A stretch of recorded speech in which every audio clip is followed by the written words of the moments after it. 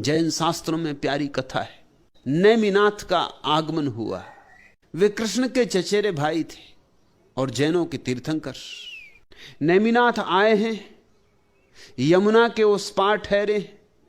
कृष्ण ने रुक्मणी को कहा है कि जाओ सुस्वादु भोजन बनाओ और नेमिनाथ की सेवा में उपस्थित हो। पर उन्होंने कहा कि नदी बहुत गहरी है, नदी बाढ़ पर है, पैदल पार करना संभव नहीं। नदी इतनी बाढ़ पर है कि नाविक भी खतरा लेना चाहते नहीं। तो हम क्या करें, हम कैसे पार जाएं? तो कृष्ण ने एक बड़ी अच्छी बात कही। कृष्ण ने कहा कि तुम नदी से कहना कि अगर नेमिनाथ जन्म भर के उपवासे हो तो नदी राह दे दे। भरोसा तो ना आया रुक्मणी को, मगर कृष्ण कहते तो करके देख लेना, ठीक है। आजकल की पत्नी होती तो कहती चलो जाओ बाढ़ में, किसको बनाने चले हो।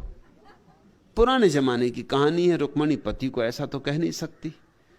कहते होंगे तो कुछ ठीक ही कहते होंगे, कहते होंगे तो कुछ सार होगा, बिना किए तो कुछ कहा नहीं जा सकता। भोजन बनाया, चली। शक है भीतर, संदेह बड़ा है, नदी कहीं रास्ता देती। संदिग्ध मन से लेकिन पूछा है कि अगर नेमिनाथ सदा के ही उपवासी हो, सदा के उपवासी, इस पे भी भरोसा नहीं आता। सदा के उपवासी तो कैसे हो सकते? कम से कम बचपन में मां का दूध तो पिया ही होगा।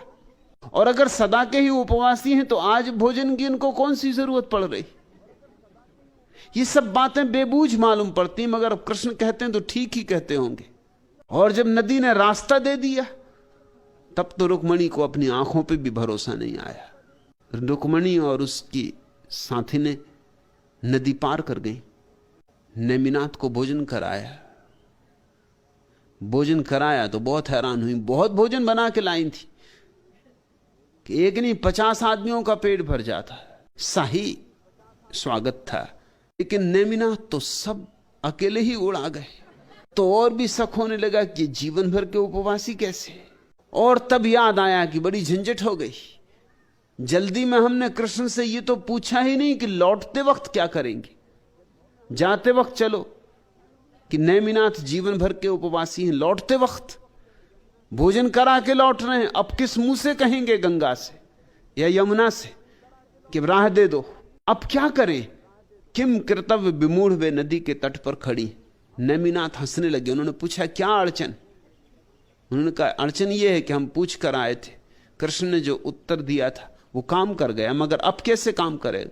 नेमिनाथ ने कहा फिक्र छोड़ो, तुम तो वही कहो कि अगर नेमिनाथ जीवन भर के जन्म भर के उपवासी हो तो नदी राह दे दे।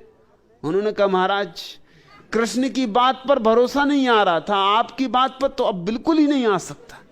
नेमिनाथ ने कहा भरोसे और भरोसे या ना भरोसे का सवाल नहीं, जो मैं कहता हूं वो करो। नदी भली भांति जानती है कि नेमिनाथ उपवासी, और रुक्मणी को कोई राह नहीं थी तो कहना पड़ा। झिझकते झिझकते कहा कि हे नदी राह दे दे। यदि नेमिनाथ जीवन भर के उपवासी, और नदी ने राह दे दी। कहानी बड़ी प्रीतिकर है, प्रतीकात्मक है, कोई ऐतिहासिक नहीं हो सकती।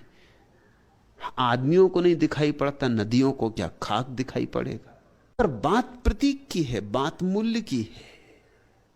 नेमिनाथ का जीवन भर के उपवास का अर्थ केवल इतना ही है कि सब अभिनय, भीतर साक्षी।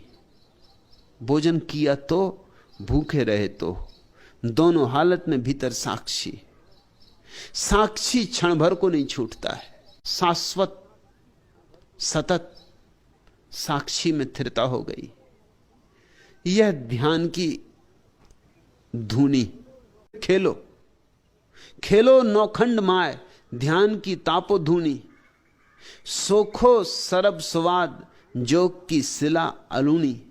फिर अद्भुत सिद्धि की सिला है, शाश्वत, जहां न समय न रूपांतरण।